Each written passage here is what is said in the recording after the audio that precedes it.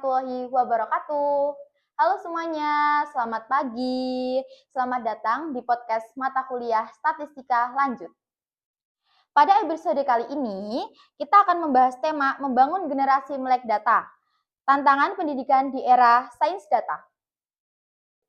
Hari ini saya sangat merasa terhormat bisa berbincang langsung dengan akademisi dan dosen Ibu Wilda Yulia Rusyida, yang juga menjabat sebagai Kepala Admisi di UIN Kiai Haji Abdurrahman Wahid, Pekalongan. Beliau aktif mengembangkan keilmuan statistika terapan, terutama di bidang time series, dan juga merupakan penulis buku populer dalam peramalan data, yaitu Teknik Peramalan, Metode Arima, dan Holt-Winter. Oke, langsung saja kita sapa beliau terlebih dahulu. Assalamualaikum Ibu Wilda, apa kabar hari ini? Waalaikumsalam warahmatullahi wabarakatuh. Alhamdulillah baik Mbak Ica. Baik, kita langsung ke pertanyaannya aja Ibu, gimana ini? Boleh? Boleh, silakan. Boleh. Untuk yang pertama, Ibu melihat pengalaman dari peran Ibu yang kuat di dunia akademik, khususnya statistika terapan. Menurut Ibu, bagaimana sains data mengubah cara pengelolaan SDM atau institusi pendidikan di Indonesia saat ini? Waduh, pertanyaannya berat sekali ya. Kayak pertanyaan yang dilontarkan ke kementerian. Apalagi untuk mengubah suatu SDM yang yang mengaitkan sains data gitu ya di Indonesia saat ini. Kalau dulu sebelum ada sains data, orang itu kan menganggap data itu dipegang oleh statistik karena mereka yang bisa menganalisis, mengolah data dan menginterpretasikannya, begitu kan ya. Nah, sedangkan sains data ini sekarang statistik yang dikombinasi dengan teknologi informatika. Di sini ada sisi-sisi digitalnya juga atau tadi IT-nya lah ya, supaya data itu lebih cantik lagi ketika diinterpretasikan. Yang mungkin kalau hanya menggunakan statistik itu visualisasinya diagram biasa gitulah ya, apalagi kalau kita lihat data-data di BPS itu kan yang di menu-menu data yang bisa di-download oleh masyarakat itu kan di BPS kan ada tuh Mbak. Iya. Nah itu kan hanya bentuknya diagram. Kurang cantik ya, Bu? Iya, kurang cantik gitu. Sekarang kalau sains data, kan Mbak Ica juga udah belajar ya, bagaimana membuat grafik yang lebih hidup, kemudian pakai softwarenya sekarang kan banyak ya. Banyak. Ada Python, Google Colab juga bisa, yang lebih praktis tidak perlu install. Nah ini visualnya lebih hidup gitu loh. Secara tidak langsung masyarakat akan bisa lebih tertarik melihat data yang tadinya, waduh data angka-angka tok saya nggak suka gitu mungkin ya. Sekarang bisa lebih menarik lagi lihat data itu, ternyata data itu nggak semengerikan itu. Nah, orang nggak takut lagi lihat data, apalagi yang angka-angka tadi yang bentuknya tabel-tabel menjemukan mungkin ya. Nah ini jadi makin tertarik gitu. Nah harapannya ya kalau masyarakat sudah familiar dengan sains data, tentunya SDM lebih maju lagi ya, sudah memandang data itu bisa dikemas secara digital juga dan tadi bisa bersaing dengan dunia luar. Gitu. Itu. Baik, apakah ada momen tertentu dalam karier Ibu yang membuat Ibu merasa bahwa data menjadi hal penting untuk dikembangkan bukan hanya di dunia profesional, tetapi juga di dunia pendidikan? Kaitannya dengan karir saya sebenarnya awal mula tertarik masuk ke data itu kan dulu saya lihat guru matematika Mbak. Guru matematika tuh kok sebegitunya teliti gitu kalau soal angka. Kita kan biasanya kalau pengen jadi apa, ada role modelnya ya. Iya. Role model itu yang biasa kita lihat, terus kita pengen jadi seperti beliau atau teladannya gitu. Nah, itu dari guru matematika saya waktu SD, MI dulu lah. Nah, itu beliau itu ini selalu teliti gitu loh. Bahkan beliau juga kepala sekolah waktu itu. Dalam mengambil kebijakan itu teliti, kemudian by data, ada analisis tahun-tahun sebelumnya, itu disampaikan secara transparan juga. Jadi saya menganggap untuk melangkah itu perlu ada analisis by data itu tadi. Akhirnya saya mulai tertariklah masuk matematika itu tadi. Karena segala sesuatunya pasti butuh matematika, ya kan semua Betul. prodi kan ada mata kuliah matematikanya ya.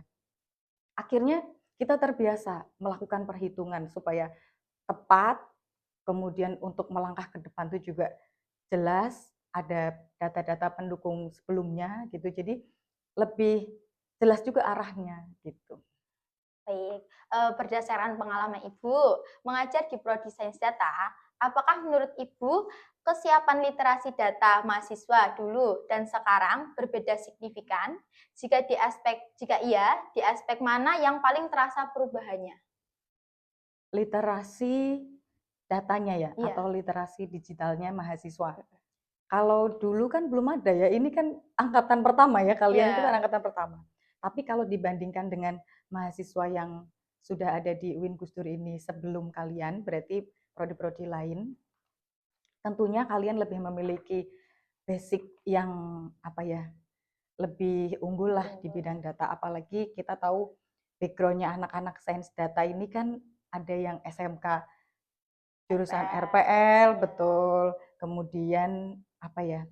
Walaupun jurusan-jurusan yang lain administrasi perkantoran, setidaknya mereka kalian-kalian ini lebih aware terhadap data. Jadi ketika kita suguhkan data itu sudah tidak yang ilfil gitu. Iya.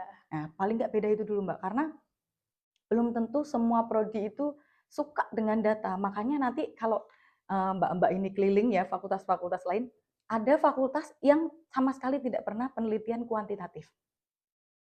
Ya karena memang mungkin bidang keilmuan mereka lebih cocok untuk kuali gitulah.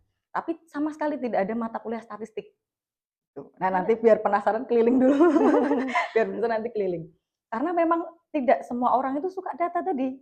Nah kebetulan mahasiswa sains data ini yang masuk ke UIN Gus Dur rata-rata atau kebanyakan lah ya dari tadi jurusan RPL, kemudian misalkan SMA atau MA yang bukan kejuruan itu juga sudah lebih cinta kayaknya ya dengan Sama data ya. matematika juga ya, Iya, Bu sama ya? matematika udah senang dulu gitu loh. Saya belum pernah lihat nih mahasiswa sains data yang nggak suka data atau yang nggak suka angka. Kebanyakan biasanya kan orang-orang suka data tuh udah kelihatan dari muka ya. Ya. Ini kelihatannya Ya, gitu. mukanya suka, Bu. Iya, suka banget. Betul. Lanjut ya, Ibu ya. Nah, di Indonesia ini kan banyak pelajar yang sudah sangat familiar dengan data dan teknologi, tapi belum tentu paham mengolah data. Menurut Ibu, apa tantangan terbesar dalam membangun generasi yang benar-benar melek data, bukan hanya sekedar melihat data?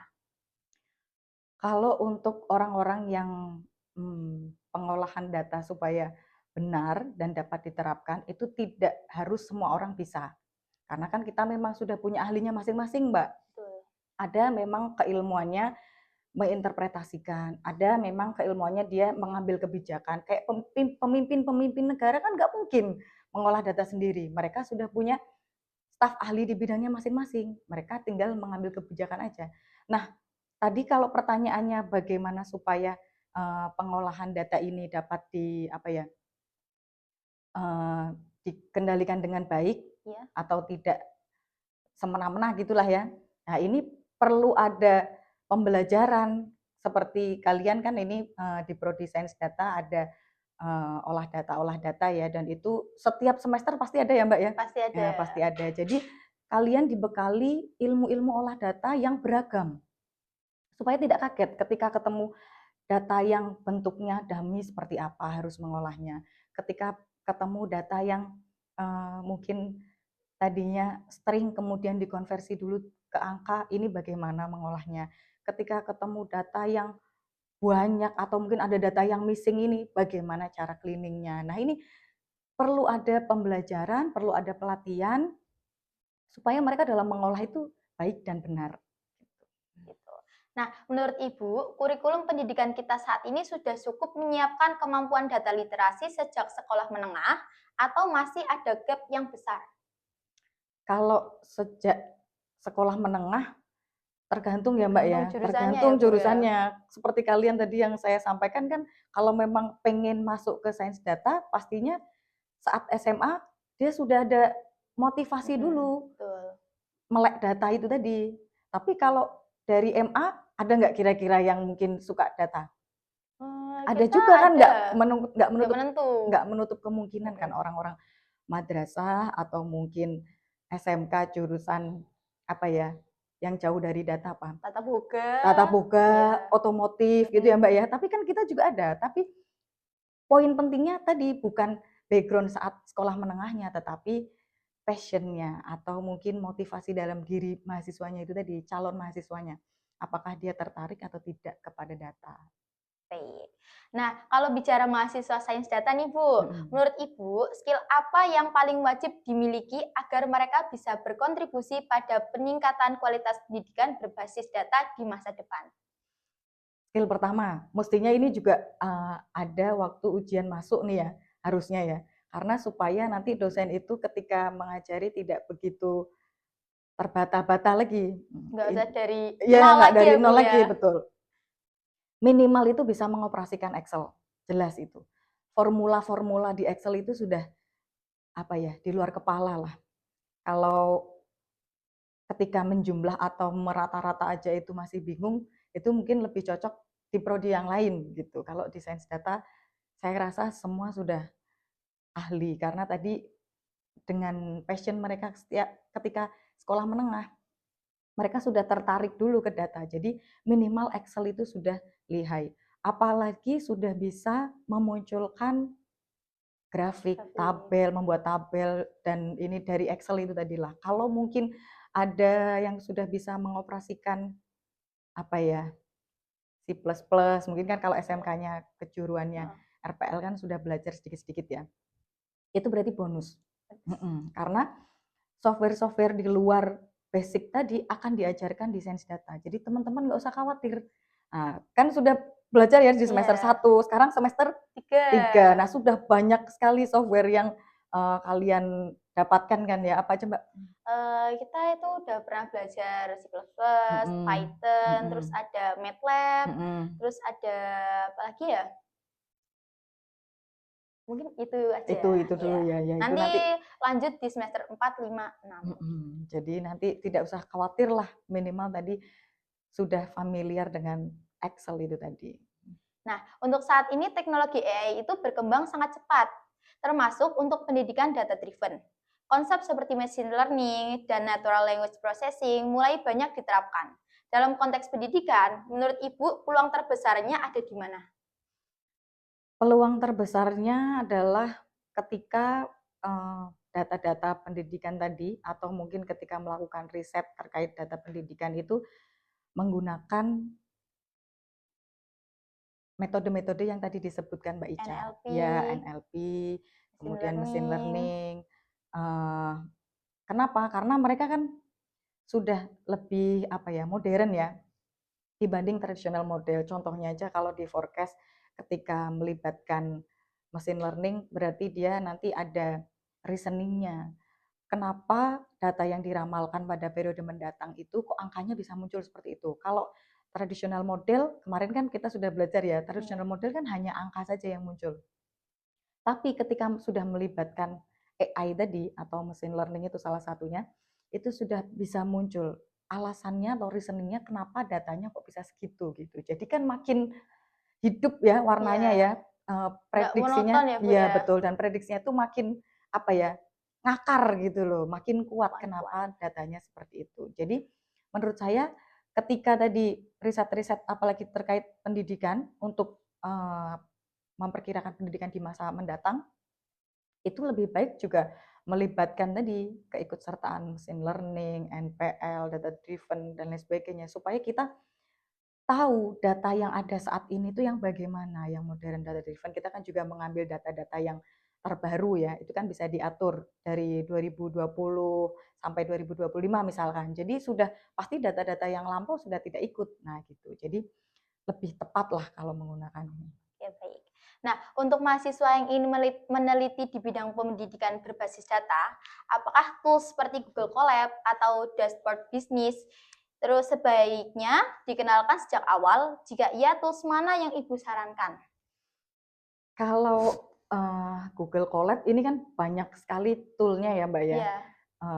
Lebih tepatnya bukan tool sih, tapi coding atau algoritma, karena kan di Google Colab itu kan memasukkan code dan teksnya kan ya. Kalau toolnya kan menu-menu ya standar lah untuk visual aja menampilkannya bagaimana. Tapi saran saya tadi perlu algoritma-algoritma yang lebih spesifik supaya yang muncul tadi tidak hanya data yang bisa dilakukan oleh software lama aja, jadi lebih banyak detailnya gitu loh. Seperti tadi contohnya misalkan forecast ya, karena saya memang penelitiannya arahnya ke forecast, jadi ya, Bu. mau nggak mau contohnya forecast lagi. Misalkan contohnya forecast. Ketika kita teliti menggunakan Google Colab dan software SPSS misalkan atau lainnya lah. Ini kan ada perbedaan. Kalau Google Colab kita bisa menambahkan fitur-fitur yang di SPSS itu tidak ada. Karena di Google Colab ini dia dibantu oleh Gemini. Iya, betul. Gitu. Kalau langsung sebut merek nih, Mbak. Nah, gitu. Jadi akan sangat memungkinkan mendapat indikator-indikator yang tidak ada di SPSS tadi. Nah, untuk mahasiswa yang masih bingung ingin mulai belajar sains data, menurut Ibu apa langkah pertama yang paling penting agar fondasinya kuat? Langkah penting harusnya masuk dulu sih Masuk ke dulu jurusan, minat ya, Bu iya, ya. masuk dulu ke jurusan sains data. Karena kan kalau masuk ke jurusan sains data diarahkannya kan sesuai semester 1 itu basic. Kalian belajarnya apa dulu? Pengantar pemrograman algoritma, kemudian pengantar algoritma dan pemrograman. Kemudian nanti semester 2 mulai ada yang lebih spesifik. Pemrogramannya itu diarahkan ke spesifik, misalkan contohnya ini forecasting atau analisis time series begitu ya, jadi lebih spesifik. Karena pemrograman ini bisa ke banyak lini, Mbak, dan seorang data science ini harus bisa semuanya. Contohnya misalkan tadi semester 2 sudah mulai spesifik ya. Itu bisa juga ke keuangan. Penelitian atau menganalisis data keuangan. Kemudian spasial, misalkan cuaca ya atau curah hujan. Kemudian penduduk juga bisa. Ini kan BPS juga sedang ada apa ya, rekrutmen untuk sensus penduduk ya 2026 ya. Ini sembari iklan nih mahasiswa juga bisa tuh apply di sana. Apalagi mahasiswa sains data. Ini sangat dibutuhkan sekali oleh BPS karena mereka sudah jelas tidak perlu diarahkan lagi harus bagaimana. Dan lumayan itu nanti ada tipsnya kan dari BPS kan. Boleh Mbak nanti daftar-daftar. Nah itu tadi. Jadi banyak lini, bisa juga pendidikan. Supaya Menteri Pendidikan juga bisa tahu dari penelitian-penelitian ini kira-kira harus mengambil langkah bagaimana, apakah tetap melakukan kurikulum yang sedang berjalan, kurikulum merdeka, atau mungkin mau ganti, atau ini kan seperti ini sudah muncul kebijakan baru, ada nilai TKA. Mbak Ica udah tahu belum nih? TKA itu adalah nilai tes kemampuan akademik dari siswa SMA yang harus dilampirkan ketika mereka mau daftar perguruan tinggi. Iya, kalau dulu zamannya Mbak Ica kan nggak wajib melampirkan, iya, karena dinilai nilai rapot aja sudah tinggi-tinggi. Jadi ada sekolah yang mungkin tidak